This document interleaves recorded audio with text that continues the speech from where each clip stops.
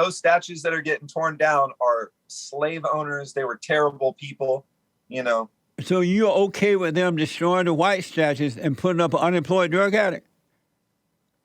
I mean, the way you're wording that, calling him an unemployed drug addict. He was. I'm sure he was. With a criminal record. Is it fair to take down statues of... Is it fair to take down statues of men? That's not why they're putting up statues of him. They're putting up statues of him because his death shook the entire world. When times get tough, you need to get round. No need to look backward, put your feet on the ground. Stand up, stand up. Welcome to The Fallen State. I am Jesse Lee Peterson. The Fallen State is on Patreon, so be sure to click the Patreon link in the description to support our work. I totally appreciate it. Thank you all so much. Very interesting guest today. I have with me the Joker of New Orleans. He is a magician. So, the Joker, do I call you the Joker? Yeah, you can call me that. That's fine. Welcome to the show. Thank you so much for coming on. No problem. Thank you for having me. I'm honored. Yes, sir. So how did you get the title the Joker? I came up with my own original Joker cosplay and just made it like my everyday look. So yeah. I wear it when I perform, when I work, when I go out, and people just recognize me. So, you know, I kind of gave myself that title, but it stuck really well. Oh, That's okay. just what people know me as. And do you wear it 24 hours a day? If only. No, I obviously anytime I do wear it, I take it off before I go to sleep. But I don't put it on every day. If I'm not going out or making a public appearance somewhere or anything like that, then no, I don't put it on. And how long does it take to put all that on? Depends. Usually about 45 minutes, I'd say. Wow, that's amazing. Yeah, that's amazing. Amazing. So you are a magician, and how did you start that? I got into it senior year of high school. I saw someone do a magic trick and I couldn't figure it out. And then someone in my class told me how they'd figured it out. So I started performing it to all the underclassmen just as practice, and they were blown away. So I was like, you know what, let me just start learning more. And I did. And it's one of those things that stuck with me ever since. Oh, that's cool, man. And so what type of magician do you do? What are your tricks? The type of tricks? I started with sleight of hand. That's mainly what I was doing for a while, but I've recently started like dabbling in like stuff like mind reading, influence, hypnosis, stuff like that as well. So I do a little bit of everything. Okay. Yeah. What's important to you? What do you mean? In your life, when you think about life, what's important to you? Really the two main things, I want my kids to be safe and happy and healthy. And then I want to make a name for myself. You want to make a name for yourself. What type of name you want to make for yourself? A household one. And what do you mean by that, make a name? What do you mean? I want to be recognized all over the world. And why? I don't know. It's a dream that I've had since I was in like junior high school, to be famous and be renowned and stuff like that. And what would that do for you? I don't know. A lot of people like to say, like, you know, what if you could be rich or you could be famous, which one would you want? And I almost would argue that being famous is better. You know what I mean? Because you can be rich and walk into a restaurant and people don't know who you are. You're not going to get seated unless you're flashing money. But if you're famous, you walk in and everyone's like, make a seat for this guy. You know what I mean? So it's just like, just a quick off the top of the head example. Oh, I see. And so if the choice was between being rich and being famous, you would rather be famous than rich? Yeah, I'd rather be famous and then let the money come later. I'd rather work for the money, but I'd rather be famous. You know, I don't mind working for the money. Amazing. Okay, that's interesting, man. And so, would that make you feel better about yourself or something? Yeah, it really would, And how do you for feel sure. about yourself that you need to be famous to feel better? Um, no, that's a good question. I don't know. Part of me, I put a lot of my self-esteem on the opinions of others, but at the same time, which this is kind of an oxymoron, but I also don't really care what people think about me, hence the clown makeup. It's like, I don't know if you know who Fall Out Boy is, but they're a band, but they have one line in one of their songs, and I love it. It says, "I don't care what you think as long as it's about me." So as long as my name's in your mouth, that's all I care about. Amazing. Would you feel Amazing. better about yourself if that happened? Yeah, probably. It would make me feel like, like I'm worth a little more, you know? Yeah. I counsel with a lot of quote unquote famous people, and I don't Oh, mention their yeah. names and things, but they thought too if they became famous they would feel better, but they only felt the same or worse, which made them seek more fame, thinking that more fame would make them better. Hmm. Yeah, I don't know. I guess it's just one of those things I'm going to have to find out for myself, you know? And how do you see yourself now, before you started what you're doing now, and how do you see yourself? When you see you, what do you see? Um, hmm. Wow, that's deep. I see myself as a genuine person who wants to make positive change, and fame would just give me a platform to more easily do that, To make what get my, type of positive change? I care a lot about social issues, so that's like big for me. Um, so yeah, mainly Amazing. that. And so, would you consider yourself liberal, conservative, Republican, Democrat? How are you in that area? Of those I areas? would I consider myself to be an extremely progressive leftist. Really? Yes. And um, because I read that you support Black Lives Matter, that true? Yes, sir, it is. And Black Lives Matter is a far left liberal radical organization, right? Just founded by a bunch of fat black lesbians.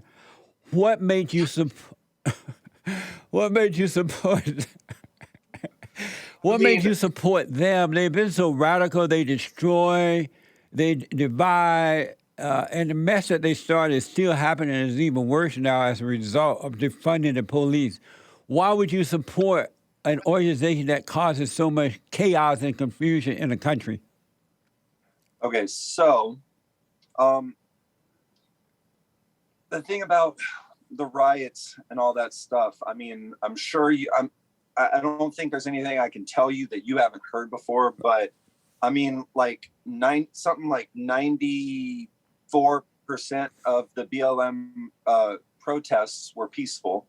And then out of that remaining 6% or 7, I forget which one it was, but most of that was caused by police interference or agitators. So I feel like as a whole, the movement, or at least the message behind the movement, is not necessarily problematic. Of course, when you get a bunch of people together, and there's always going to be those one or two individuals who will take advantage of the chaos or take advantage of the opportunity to loot and riot and steal. And I don't support that. Um, Innocent business owners and things like that should not be targeted, just like peaceful protesters should not be targeted by police either, if How, that makes sense. how did you come up with 94% was peaceful? I didn't see that.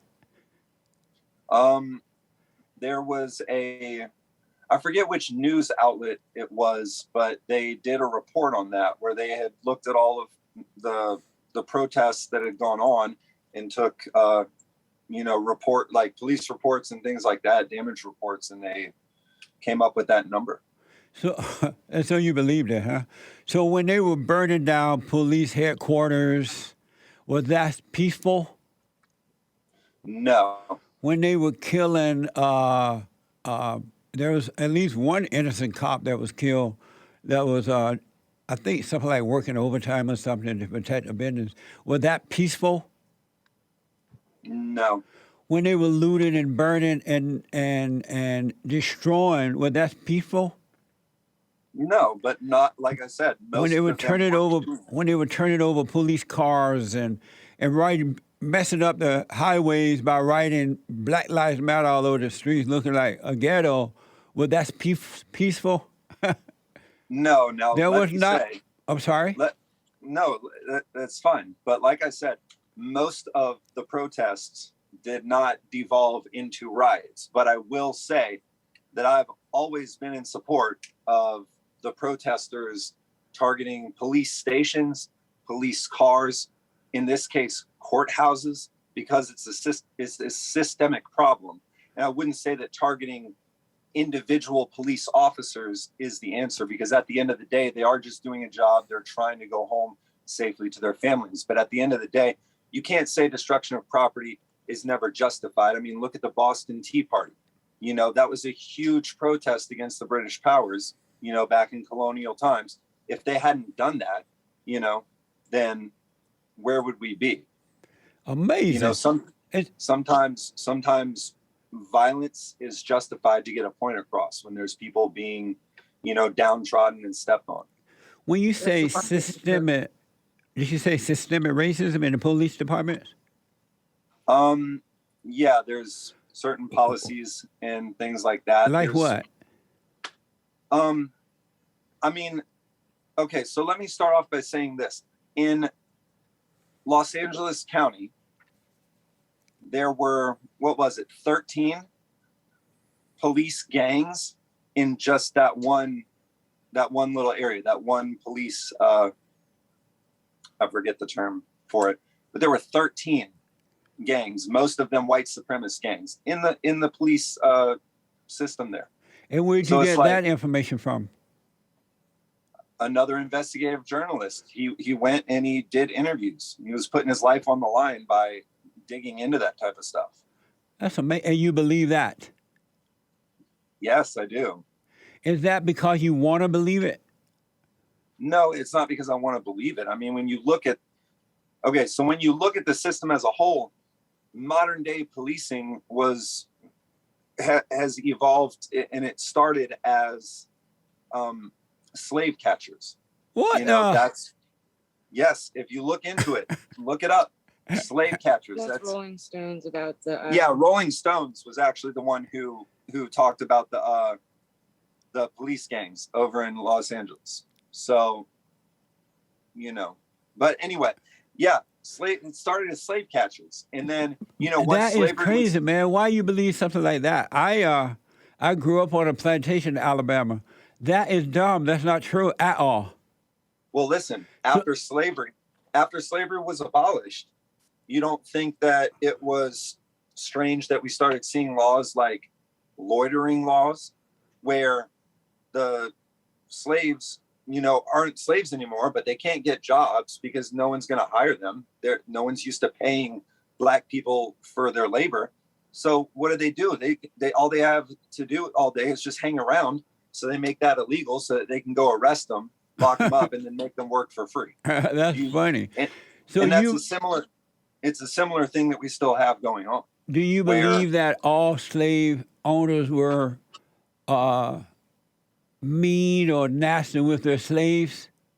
No, I believe that there were probably slave owners that did not mistreat their slaves, but at the same time, just the simple fact of them owning slaves was a problem. But no, I don't believe they were all abusive or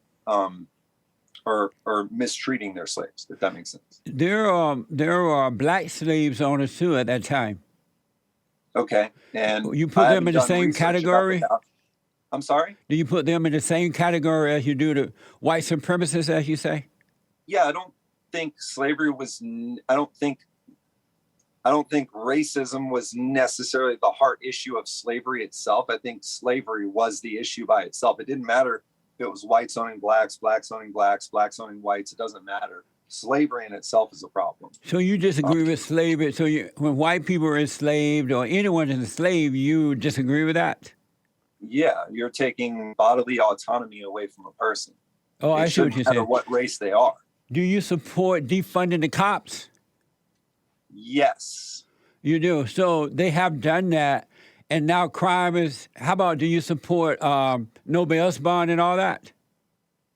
I'm sorry? Do you support the ideal of no bail bond, that these people don't have to go to jail when they commit a crime? They can stay home until they hear their trial, and even if Not, they go to jail, they could get out without paying bail. Do you support that? not really, because New Orleans right now is having a huge problem where the justice system is overcrowded and overrun. So if you commit a violent crime, they arrest you, mark it down that you've been arrested, and just let you go until your court date. And then these people aren't showing up. And these are violent crimes, carjackings, things like that.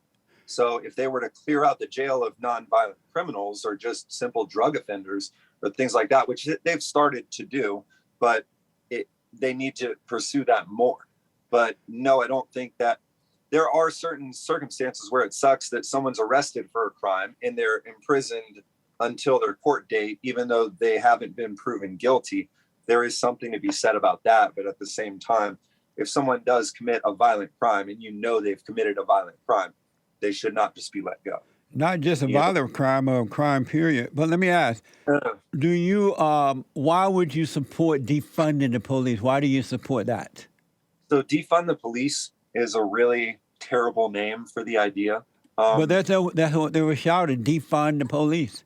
No, I get it. The left, I'll give you this. The left is really bad at coming up with catchy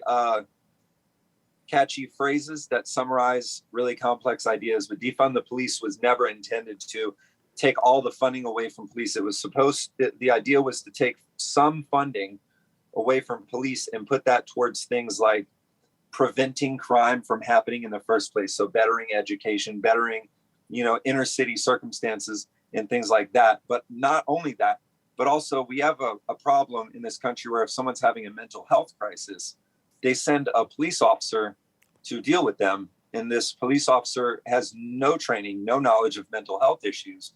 So if this person's having a breakdown, sometimes things get escalated. Whereas if they had a mental health professional with them, or just send a mental health professional by themselves, they're able to deal with that person and calm them down. And there's no crime committed. Everyone goes home safe and happy. And That's if amazing, that's what man. you want, the police going home safely, then yes, defund the police. Stop throwing cops. Stop throwing white guys with guns that were bullied in middle school that, are trigger happy to go deal with problems. That's amazing. Do you think that white Americans have rights that black people don't have? That's a tricky question. I mean, on paper, the law is supposed to work for everyone, but in practice, it doesn't work out that way because, what you write on paper may not have a bias, but the people that create the laws or the people that enforce the laws or punish people for breaking the laws, they do have, inherent biases. So, no, like I said, on paper, you have all the same rights as me. But, if we were both smoking weed, you'd be like 4 times more likely to get arrested and jailed for it than me. Really? Yes. You said that there was white supremacy. Can you define white supremacy for me? Yeah. So I'm going to agree with what Vosh said on your show. White supremacy, in my opinion, is just people who believe that whites are inherently superior to other races. Oh, okay. And do you believe there's black supremacy? Yes. And how would you define that? Believing that black people are inherently superior to other races. Oh, okay. White people seem to be smarter than blacks. They tend to build, wherever they go, they improve the area, not destroy the area. There are people saying that white people are genetically smarter than blacks. Do you believe that? No, I don't. And I why think not? that Why do you think black people destroy and white people build? I don't necessarily believe that. I think that white people have had advantages with better education and things like that. As far, I mean, historically, I mean, if you look at Europe, there's so many, scientists that came out of there, whereas Africa, not so much, but you could easily chalk that up to, less hospitable conditions and things like that. Whereas white people, we've had really good education, even, in this country, throughout the history of this country, whereas black people have not been afforded that right or that luxury. So how do So you? yeah, Go ahead. So yeah, what? I mean, so if you do that over generations and stuff, you're, I wouldn't say that they're inherently or genetically not as smart. There's just, information builds over time. My dad taught me, a lot of what he knows, plus what I've learned. His dad taught him what he knows. So information trickles down. Whereas if you cut that off, with slavery, then it's like there's not that much information to pass down. So how much education do the blacks need in order to know that they should get married and raise their children and set a good example? You have to go to school for that. Not really, but it kind of, it goes back to, if you're raised in a household with happy parents and, y'all sit down, you eat dinner together every night, and there's low crime, you've got a good education, all these factors play into that, you're probably going to be more successful in life. And black people, again, have had advantages like that withheld from them, stripped away from them, stuff like that. So how do you explain that prior to the so-called civil rights movement, which should have never happened, that the blacks were doing better then than now? They were building, they bought land, they had what they call the Black Wall Street and all kind of things going on because they relied on themselves. And this was before the civil rights movement. How do you explain that they were doing, and they had families, and they were going to all black schools, and how would you explain that they were doing better before the civil rights movement than they are today? So I wouldn't personally argue that they were necessarily doing better, but I'll give you the Black But they Wall were Street doing thing. better. I was there. Okay, fair. And you said you grew up where? On a plantation in Alabama. At least black people aren't growing up on plantations now. You know what I mean? But They did better. They were better off on the plantation because now they're mentally living on a plantation. let me ask you this. You mentioned Black Wall Street. There were like two Black Wall Streets that I've heard of, one in Tulsa and one in Philly. One was in like 1912, one was in like 1960 something. Which one were you referring to? I was thinking of the one in Oklahoma. Yeah, Tulsa. I think that was 1912. You know And what they had happened to black it? banks in New York and other places. They were You know what? professional. They were those who wanted to go to college went to black universities because the black universities were good schools at the time. But I Yeah. want to know, how do you explain that the blacks were doing better then than they are today? Well, do you know what happened to the Black Wall Street in Yeah, I Tulsa, heard that Oklahoma? from the blacks forever. That's just another excuse. But how do you explain that the blacks were doing Oh. better back then than they are Well, today? Hold on. How can you say it's just an excuse? The KKK came through and eradicated that whole area, burned it down, killed a bunch of people, no consequences for them. That's not the way that happened, man. But because of time, how do you explain that the blacks were doing better back then than they are today? I don't think that they were, but can you tell me what happened in Tulsa? Can you give me the facts on that? Long story short is that some black and white people, not the whole town, but in the neighborhood somewhere, they had a dispute about something. And Yeah, they start arguing. they accused a black man of raping a white woman. They start Of Wall arguing Street, about it, by the way. which wasn't true, by the way. But they start arguing about it, and one thing led to another. But I want to ask you, how is it that black people did better then than they are today? Well, I mean, I think there's a few different things to blame. You know, the war on drugs and the Reagan crack era and stuff like that. I think that definitely played a part in it. Did Reagan put the dope in their mouth, or did they do that? Well, when In you their put mouths. when you make it so that a group of people has no income and they have children that they have to feed and they have families to support, and then you hand them, drugs and say, hey, you can sell this, you'll make some good money doing it.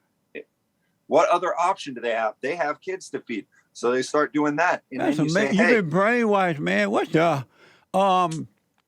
White people it's being reported that whites are taking opioids, and they're dying by the numbers. Whose fault is that? that's the doctor's fault. It's big pharma. They're prescribing them opioids that they know are addictive and will kill them. And so is the doctor making them take them? No, but you trust your doctor, right? If your doctor says, hey, take this, you don't say, give me a month to go home and do my research. Let me go to med school and make sure that this all checks out first, and then I'll come back and start taking it. No, if you're in excruciating pain, you're going to take what the doctor prescribes. That's amazing. Are you in favor of affirmative action and reparations and all that stuff for blacks? Yes. And why? Well, I already know why, but let me ask, do you think that black people are capable of taking care of themselves, thinking for themselves, and doing for themselves, or do you see them as incapable? I think they're definitely capable. But why don't they demonstrate that, and why do you make excuses for them? Wow, what a loaded question there.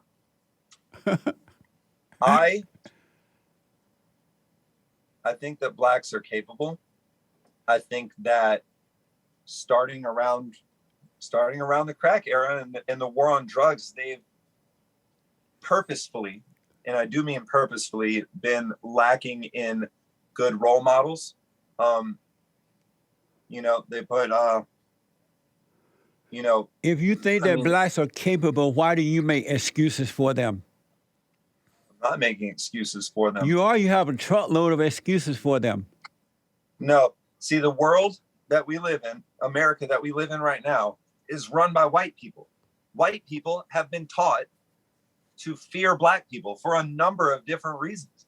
I mean, it's just, there's no escaping it, Why do you make excuses for them if you think that they are capable? Because if you thought that they were capable, you would have no excuses for them. Why do you make excuses? You personally.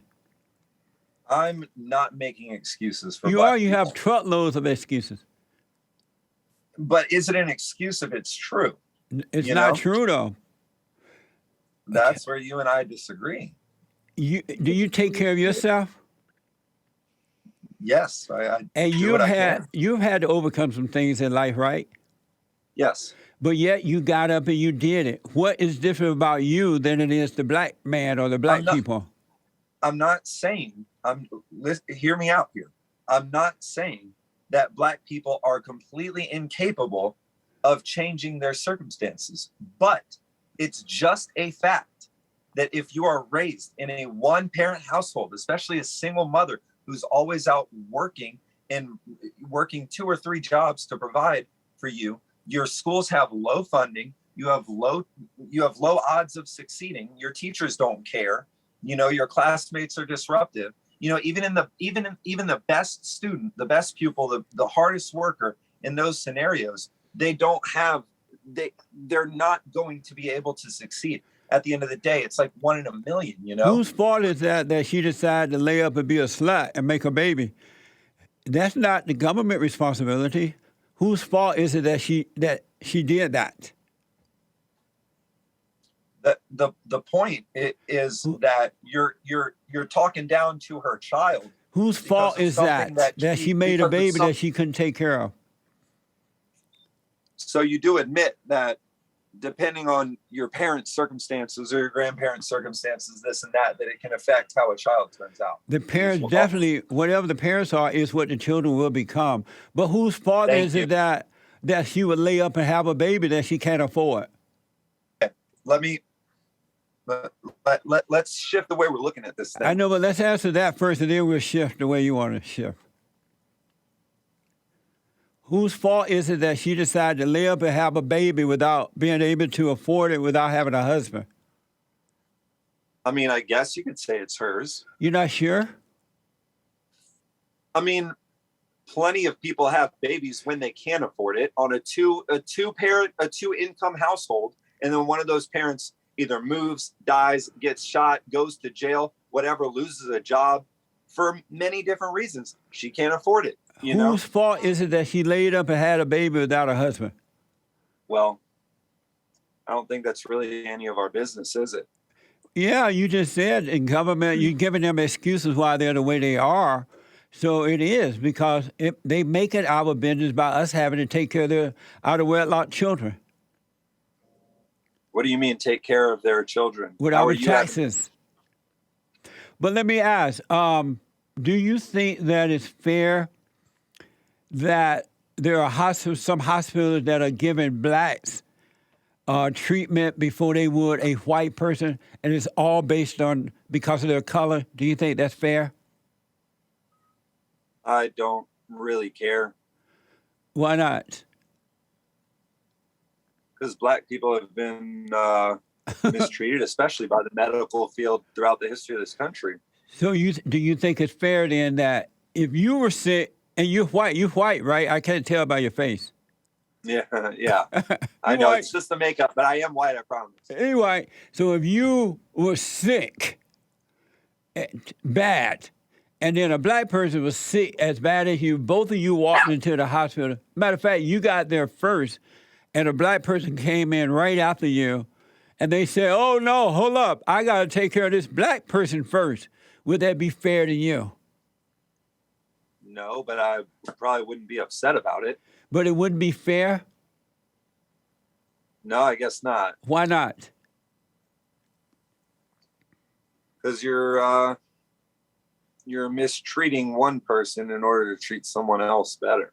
So what do you think about the fact that white people are under attack right now, and everybody trying to make them the excuse and the enemy? What do you think about that? What do you mean white people are under attack? They're Where called you getting that? racists. They're called white supremacists. They're tearing down statues of white people. They're throwing books away of white authors. They're blaming white people for everything. Is that fair to the whites? Look, I'm white, and they've never torn down a statue of me. Because you don't And have if one. they did have a statue of me, they wouldn't fucking be tearing it down. And so I've is never it been fair called that they're a- destroying white statues and putting up a loser statue like George Floyd? An unemployed drug addict with no job and a criminal record. George Floyd's death. No, I know about the death. I'm asking you, is it fair to destroy the statue of white men who founded and created the greatest country on this side of heaven and replace it with an unemployed drug addict with a criminal record statue? Is that right? I'm here for it. I like it. Because those statues that are getting torn down are slave owners. They were terrible people, you know. So you're okay with them destroying the white statues and putting up an unemployed drug addict? I mean, the way you're wording that, calling him an unemployed drug addict. He was. I'm sure he was. With a criminal record. Is it fair to take down statues of... Is it fair to take down statues of men? That's not why they're putting up statues of him. They're putting up statues of him because his death shook the entire world. It drew attention to a problem that's been festering for decades. Is it fair to take down, because of time, is it fair to take down men who built the greatest country in the world? Yes. And replace it with an unemployed drug addict with a criminal record? Yeah. Take down the slave owners. Put up the people that cause change, whether it's their life or their death. Amazing. Yes. Do you support abortion? Yes. You support abortion. And why do you support abortion? Because it's the woman's right to choose. And who gave her that right? Well, I guess you would call that person God. But I say the fact that they are a living, sentient human being, they have the right to choose. Do they have the right to kill the baby all the way up to the 9th month? Yes. Here's the thing. Here's the thing about abortion. Here's the thing about abortion. like less than 1% of abortions happen in the third trimester. And that usually only happens if the doctor determines that there is a threat to the life or of the child or the woman. And even if she does miscarry and she doesn't want to go through the trauma of giving birth to a dead baby, and they go in and they cut the dead baby apart and remove the pieces one by one, Amazing. that's still called an abortion. That's still classified as an abortion, and that adds to that statistic. Did you say the first trimester? No, the third trimester. How many months is that? That would be 7, 8, or 9 months. Really? So most abortions, like 99%, happen in the first 6 months. That's not you. Did you go to a black school or something? Because you sound like a black person with those types of numbers and what you believe. I sound like a black person because I'm using facts and statistics. You're using the wrong facts. You've been brainwashed. No, did you go to a black school? No, I did not. Well, where's your white smartness? Well, I'm sorry, I don't know what you mean. You sound like a black person instead of a white smart man. Well, that is terrible. But so why do you sound like that then, knowing that it's terrible? I'm sorry, what? Why do you sound that way, knowing that it's terrible? No, it's terrible the way you said that. It's terrible the way you phrased that. I'm not this way because I know it's terrible. I'm this way because I know I'm right. If you look up abortion statistics, 66% happen in the first trimester. Round about 33 happen in the second trimester. That's amazing. That's not true. That's totally not true. But let me ask. Go ahead. You have 2 kids, is that true? I do have 2 kids. So if your wife has said to you during the very 9th month of either one or both of your children, you know, let me see what they call you, Mr. Joker, I'm going to kill your children this 9th month. I don't feel like having no babies. Would you have been in support of that? I would have supported her right to choose. I would have been sad about it. I would have been upset, but I would not have stopped her. So you would have said, okay, honey, go ahead and kill my child at the 9th month. Don't think I would have phrased it like that. But again, I would have supported her choice. It's her body. But did she create the body? You mean her own body? Yes. No. So how did it become her body? Because she lives in it. And so you don't love your children enough where you would want them to be born. You would have been okay with a selfish woman killing your children inside the womb. I do love my children. But why would you have been okay with a selfish woman killing your children inside the womb? I would have been okay with her making her own choice for her own body. But how about the choice of your children? Do you think if you had been able to talk to your kids while they were in the womb and you say to them, children, mommy want to kill you. I know you're going to be born next week, but mommy don't want you, and I'm okay. And the kids said, no, daddy. Would you have been okay with that? You're placing a certain level of sentience on a 9-month-old, basically fetus that is not there. If you live in someone else's house, they have every right to evacuate you from their house. So if you live in someone else's body, they have every right to evacuate you from their body. That's amazing, man. It's their body. So I got to ask, you split up. I read that you split up with your children's mother, right? Yes, that is correct. And this happened last year. Is it true that you admit out loud to being something called pansexual? Yes. What's a pansexual? I didn't know what that meant. Okay, so do you know what bisexual means?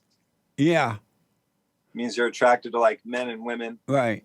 So to me, pansexual means I'm attracted to cis women, cis men, but also trans women and trans men. So I cover everyone on the board.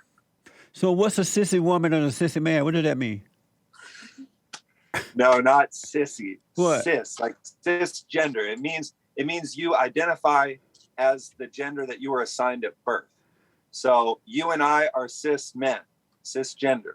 when we came out, the doctor said, "You're a man," and now we're all grown. Okay, we're men, so you date. we are cisgender. That's amazing. What a messed up life, huh? So is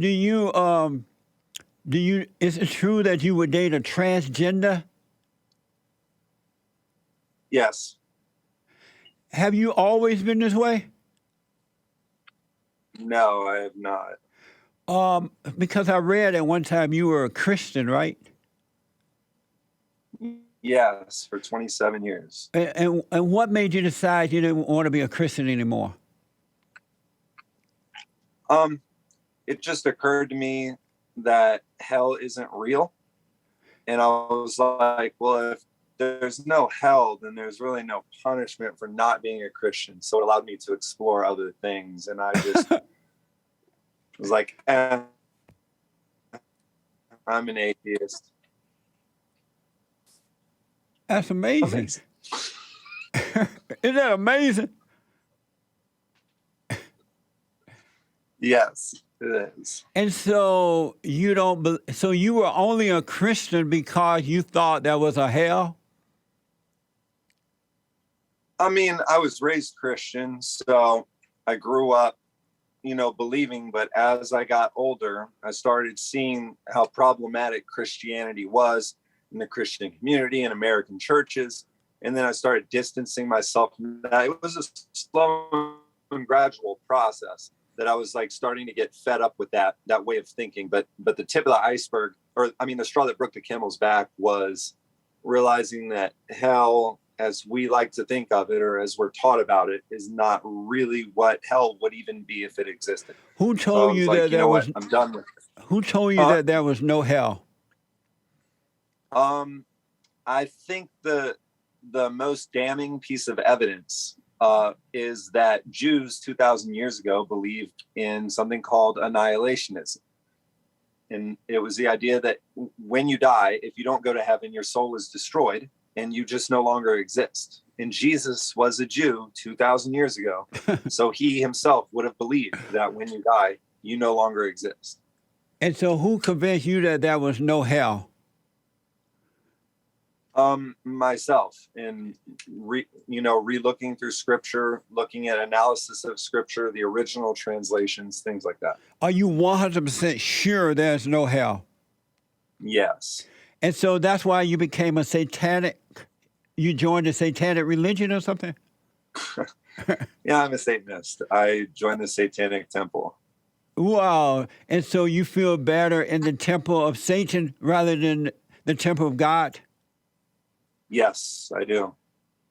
And what do you get from that causes you to feel better? The Satanic Temple is obviously not near as judgmental as Christian churches. The one thing that really made me gravitate towards them was with the abortion ban in Texas last year. The Satanic Temple decided that abortion was going to be a satanic ritual. So if you're a Satanist and you're a member of their temple, you can get a constitutionally protected satanic ritual abortion because it's freedom of religion. So is Satan your God? No, I don't technically believe that Satan exists. So why would they call it satanic religion if they don't believe Satan exists? Because they're just atheists that like to piss off Christians. That's really what it usually boils down to. Oh, they get a pleasure from upsetting the Christians? Oh, yeah, absolutely. Amazing. So I read that, and if you want to admit to this, you can. I understand it's private stuff. You don't have to. But in your personal life, you went through a lot. Yeah. Because you did a TikTok that says, it listed all the things or some of the things that happened to you in your life. Oh, y'all did a deep dive. Shit. And I just want to know, is this true or not? Your mother died of cancer? Yeah, when I was 7. And you were injured in a car accident that killed your grandmother? Also when I was 7, yeah. And your father remarried an abusive woman? Correct. And was she abusive to you or to your father? Both. Both? How was she? Yeah. Give me an example of how she was abusive to you. She just things that she said to me Oh, were awful, and the way the discipline was set up, she was allowed to discipline me and her son, but my dad was not allowed to discipline her son, only me. So I got disciplined from her and my dad. and But so my we step go go ahead. ahead. And No, so you, that was the end of that thought.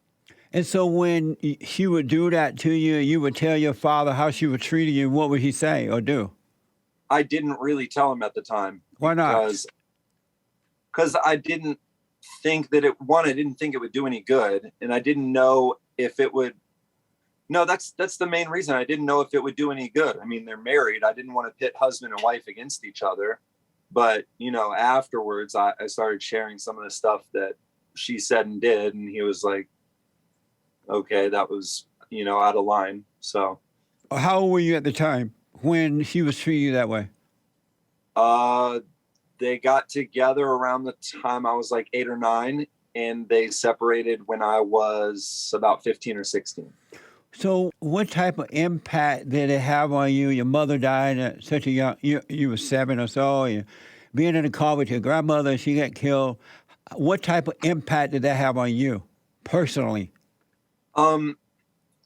It's hard to say, but I lost a lot of important mother figures and womanly roles in my life at a young age. And then the one that I did get, shortly thereafter wasn't a great one.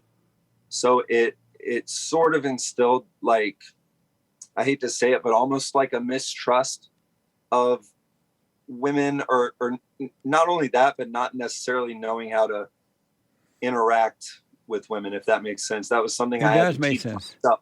Yeah. That was something I had to teach myself and learn, And so you also had several abusive girlfriends. Is that true? Yeah, that's true too. And how were they abusive to you? What would they do to you? They would hit me. They would threaten me. I let one drive my truck while I was in the passenger seat, and she got mad over something small. Don't even remember, but she almost wrecked my truck going 70 on the interstate.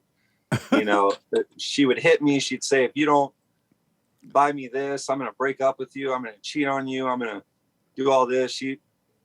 One of them was the worst ever. And then the rest were similar. One I dated, she had a kid before I dated her. And I was like, I'll, take care of your daughter like she was my own and raise her and stuff like that. And, after we broke up, she was playing mind games because she knew that I cared about her daughter, and she was using her daughter as like a chess piece or a scapegoat to mess with me, What was wrong with you that you were allowing women to treat you that way? Like I said, it was me not having a good mother figure. A mother would have been like, oh no, she's not the one. You need to leave her. You need to break up with her, whatever. My dad was just like, hey, whatever, it's your life. Do what you want to do, which I don't fault him for. That's not, but I mean, I wasn't raised seeing how a woman was supposed to treat a man, or, seeing a happy relationship and things like that. So I thought that was normal. And so would you let a woman treat you that way today? No, which is one of the main reasons I'm staying single. You were also diagnosed as untreated mental illness. Is that true? Yeah, I've been diagnosed with bipolar and OCD. Are you still with that condition? Yeah, that never goes away. What is that like to be in that condition for you? The bipolar,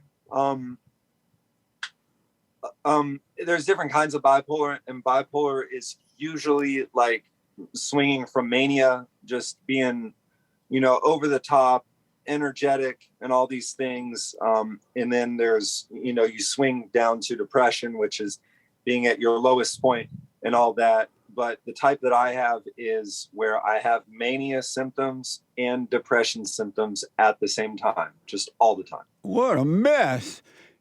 Yeah. Do you believe you can overcome that? Yeah, I mean, it's a lot of work, but What type of work? I mean, realizing the symptoms, like for example, a symptom of mania is overspending, spending too much money, spending money you don't have, whatever. That's a symptom that I always struggle with. I always want to go online and buy a bunch of random crap that I probably don't really need. And, you know, part of it is recognizing when I start getting the urge to go on Amazon or Etsy or whatever website and start buying stuff, to be like, hey, no, I got to make sure my finances are in order first. You know what I mean? So it's a lot of work. It's a lot of getting to know yourself and knowing what sets you off and what puts you in different places, you know? That's not going to help you overcome it, though, because you just go from one thing to another one. It's a lifelong illness. I mean, it's never going to go away. You were engaged to a mother of, oh, yeah, we talked about that. May I tell you how to overcome that? I'd love to hear it. Let's go. Overcome your anger, you can overcome all that. Because you live in your imagination due to the anger for your mother leaving you so soon, your grandmother died, your daddy didn't protect you from the abusive woman, according to you, the women treated you like crap, and you're judging yourself. If you forgive, then all that stuff will disappear because it's a spiritual battle, and you're living in the darkness of your imagination. I somewhat agree. Yeah, so overcome the anger. Forgive the folks who have abused you. They couldn't help it. You know how you can't help yourself right now but be crazy? To a point you join the Satanic temple. You can't help yourself, right? Sure. They had the same issue. The same thing going on inside of you is going on inside them and other people outside of you. So forgive, and then you shall be free. Yeah, that's good advice. Do you take medication for all that mess? Not currently. I was, but it was making me gain a lot of weight. I was always hungry. I was eating like Yeah. 4 or 5 sandwiches for lunch. It was too much. It's way too much. Well, do the forgive, and you'll be fine. You just have to realize, yes, it was wrong for what happened to you, but you're suffering because you have not forgiven. That's fair. I should work on that. Yeah. You're right. And all thoughts are all lies all the time. There's no such thing as a true thought. So smoke on that. Okay. I'm gonna have to think on that one then. I gotta heat this interview up, so I gotta throw my guest on the hot seat. I gotta throw you on the hot seat right now. All right, let's go. So I need you to answer these questions as quickly as possible. Sure. The hot seat. Is it okay for transgenders to compete in women's sports? Yes. Capitalism or socialism? Socialism. Is it okay to be a black supremacist? No. Is it okay to be a white supremacist? No. Have you ever done meth? No. Is America the greatest country in the world? No. Will you celebrate White History Month with me? No. Did you know that July is White History Month? I did not know that. I started White History Month. We're going to be celebrating 5 years come July. Well, I will not personally be celebrating that. That's awful. You white, man. What the? Every month is White History Month. Let's be I honest. heard that before. Do you love the Great White Hope? No. Is sex love? No. What is a man? A man is someone who identifies as a man. Are you an alpha male or beta male? I'm just a male. Amazing. Do you love white people? Hit or miss. It's hit or miss. Do you love white people? Sometimes. Do you love black people?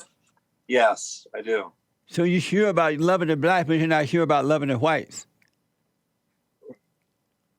I have mixed feelings about us white people, for sure.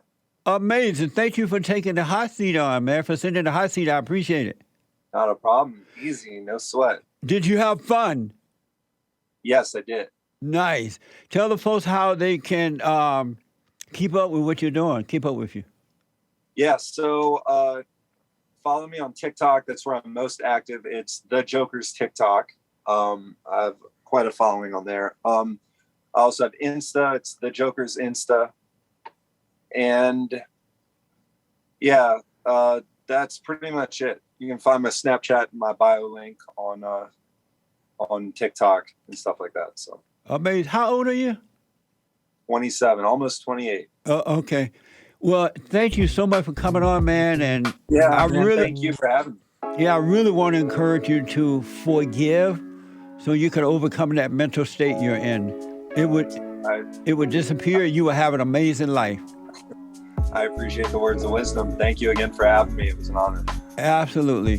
Thank you, folks, for tuning in. I absolutely appreciate it. Don't forget to like, follow, tweet, subscribe, ring the bell. You can ring my bell. Ring the bell. And check out Patreon on The Fallen State is on Patreon. Check that out by going into the description link to support our work. Let me hear from you. And thank you again for tuning in. I absolutely appreciate it. All right, man. Thank you. Take care, y'all. All right, buddy. That was amazing. Amazing.